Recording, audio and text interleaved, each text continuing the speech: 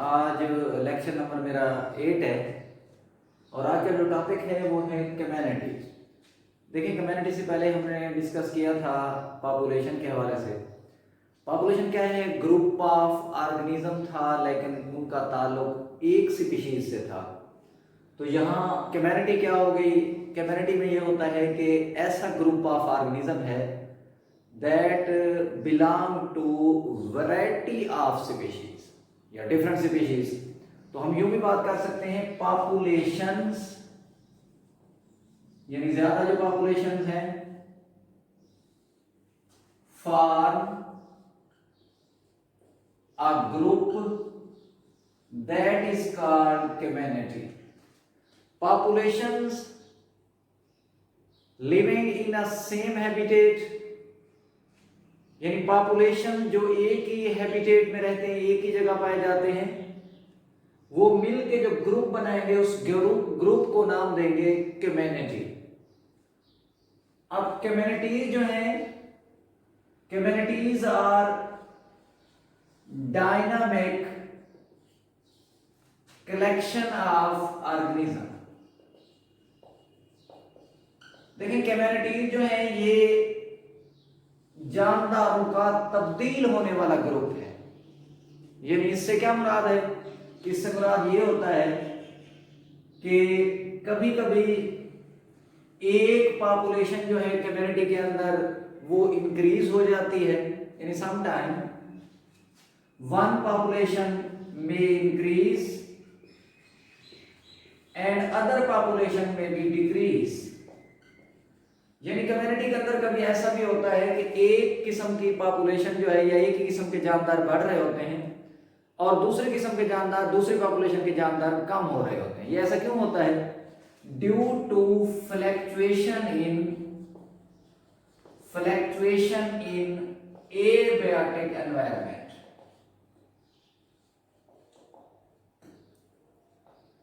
देखिए, जो abiotic environment है, यानी नॉन लिविंग जो एनवायरनमेंट है, एयर है, वाटर है, टेम्परेचर है एंड सो ऑन, ये एबायोटिक एनवायरनमेंट है। तो एबायोटिक एनवायरनमेंट में जब तब्दीली होती है, इसकी वजह से कम्युनिटी के अंदर कभी कोई पॉपुलेशन ज्यादा हो जाती है, कभी कोई पॉपुलेशन कम हो जाती है। मिसाल हम यूं देखें, फॉर एग्जांपल कि हमारे पास सर्दियों का मौसम आ जाता है, टेम्परेचर कम हो जाता है, तो आप देखते हैं कि आमतौर पे कुछ फसलें ऐसी होती हैं कि जो कम टेम्परेचर पे ग्रो करते हैं, तो उनकी पॉपुलेशन बढ़ जाती है।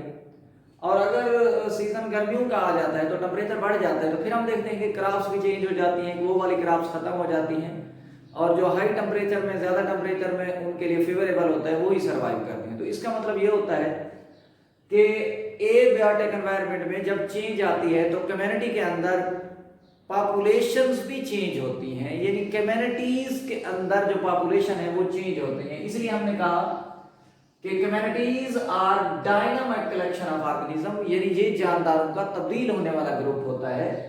यानी इसमें कभी कोई पॉपुलेशन ज्यादा हो जाती है, कभी कोई पॉपुलेशन कम हो जाती है। और ये जो कमी है या ज्यादती है, यानी ये जो फ्लक्चुएशन है, ये ड्यू टू एबायोटिक एनवायरनमेंट, यानी एबायोटिक एनवायरनमेंट की वजह से होती है। और हम देखना चाहते हैं कि कम्युनिटी की दो टाइप्स होती हैं, एक को हम कहते हैं सिंपल कम्युनिटी और एक को हम नाम देते हैं कम्प्लेक्स कम्युनिटी। अब सिंपल और कम्प्लेक्स में क्या फर्क है? कि सिंपल कम्युनिटीज में ये होता है कि आमतौर पे यहाँ पॉपुलेशंस की तादाद कम होती है, और कम्प्लेक्स में ये होता है कि नंबर ऑफ पॉपुलेशन जो है वो ज्यादा है, मुख्तलिफ किस्म की स्पीशीज यहाँ ज्यादा होंगी। तो जो कम्प्लेक्स कम्युनिटी होती है ये वेल इंटररिलेटेड होती है, यानी इनका आपस में ज्यादा गहरा ताल्लुक होता है। और जो सिंपल कम्युनिटी होती है, यहाँ आमतौर पे क्योंकि जानदारों का ताल्लुक कम होता है तो आपस में जो रिलेशन है वो भी कम होता है, और इसलिए any change in simple community, अगर सिंपल कम्युनिटी में कोई भी चेंज आएगी, कोई भी तब्दीली आएगी, ये चेंज उस सिंपल कम्युनिटी के लिए ड्रास्टिक होगी, खतरनाक होगी and have long lasting effect, और उसका ज्यादा देर पा असर रहेगा। यानी इसका मतलब ये होता है कि वहां अगर खुदा न खास्ता एक पॉपुलेशन डिस्टर्ब होगी तो बाकी पॉपुलेशन जो उस पर डिपेंड करती थी वो भी खत्म हो जाएगी। तो इससे ये बात क्लियर हो गई कि कम्युनिटी की दो टाइप्स हैं, एक सिंपल है एक कम्प्लेक्स है। तो सिंपल कम्युनिटी जो है इनमें जानदारों की जो मुख्तलिफ अकसाम है वो कम होती हैं, और कम्प्लेक्स जो है इनमें डिफरेंट वैरायटी ऑफ स्पीशीज होते हैं, तो ये वेल इंटर रिलेटेड होते हैं। यानी अगर एक जानदार को एक जानदार से फूड नहीं मिली तो वो दूसरे जानदार को फूड के तौर पे इस्तेमाल करेगा। यानी इसका मतलब ये हुआ कम्युनिटी के अंदर कोई भी अगर चेंज आएगी तो ये ज्यादा उसके लिए खतरनाक नहीं होगी। लेकिन सिंपल कम्युनिटी में क्योंकि number of individuals different varieties के कम होते हैं, इसलिए अगर खुदा ना खास्ता कि एक जानदार एक को फूड के तौर पे इस्तेमाल कर रहा है, तो आमतौर पे क्योंकि जानदारों की टाइप्स कम थी तो इसलिए उसे और जानदार फूड के लिए खाने के लिए नहीं मिले, तो वो जानदार भी खत्म हो जाएगा, इसी तरह उस जानदार को खाने वाले भी खत्म हो जाएंगे। तो ये जो चेंज है ये वाकई ड्रास्टिक होगी और लॉन्ग लास्टिंग इफेक्ट छोड़ेगी। जी आज जो मैंने डिस्कस की कम्युनिटी के हवाले से, तो कम्युनिटी ग्रुप ऑफ इंडिविजुअल्स है लेकिन उनका ताल्लुक डिफरेंट स्पीशीज से होता है। यानी मतलब ये हुआ कि डिफरेंट पॉपुलेशंस जो एक हैबिटेट में पाई जाए वो मिलके बनाती हैं कम्युनिटी। कम्युनिटी में बात इसमें बात डिस्कस की मैंने चेंज के हवाले से, और ये चेंज जब आती है तो कम्युनिटी के अंदर कभी कोई पॉपुलेशन इंक्रीज हो जाती है, कभी कोई डिक्रीज हो जाती है, और ये चेंज उनमें एबियोटिक एनवायरनमेंट की वजह से होती है। नेक्स्ट जो मेरा छोटा सा टॉपिक है वो है लिविंग वर्ल्ड इन स्पेस।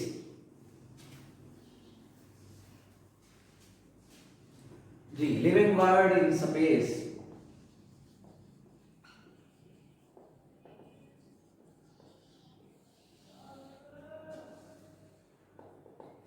देखिए जब लिविंग वर्ल्ड इन स्पेस के हवाले से हम बात करें तो हम ये देखते हैं कि इस स्पेस पर, इस अर्थ पर जो ऑर्गेनिज्म हैं वो हर जगह मौजूद हैं। यानी इसका मतलब ये हुआ कि living world is enormous in size, कि जो जिंदा जानदारों की आमतौर पे तादाद है वो बहुत बड़ी तादाद है,